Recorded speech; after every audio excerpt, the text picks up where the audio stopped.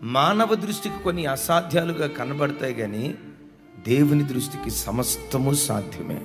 నీ జీవితంలో ఏది నీకు అసాధ్యంగా కనబడుతుందో, ఇక ఇంతే నా బ్రతుకు, నా తలరాత, ఇది నా కర్మ, నేను ఇలా అనుభవించాలని దేవుడు నాకు రాసిపెట్టి ఉంచాడేమో, బ్రతుకు కాలమంతా ఈ రోగంతోనే, బ్రతుకు కాలమంతా ఈ అసమాధానంతోనే, బ్రతుకు కాలమంతా ఈ దుఃఖంతోనే, బ్రతుకు కాలమంతా ఈ ఏడ్పుతోనే నా జీవితం ముగించబడాలని, ఒకవేళ నా జీవితంలో దేవుడు ఇలా రాసి పెట్టాడేమో, నా పరిస్థితులు మారో, నా జీవితం ఇంతే, ఇక అసాధ్యం అని ఏవి అసాధ్యం అనుకుంటున్నావో, ఓ దైవజనుడిగా నా చెయ్యెత్తి మిమ్మల్ని ఆశీర్వదిస్తున్నాను. గడిచిన కాలాల్లో ఏది అసాధ్యంగా కనబడుతుందో ఈ ప్రార్థనల ద్వారా వాటన్నిటిని దేవుడు సాధ్యపరచబోతున్నాడు.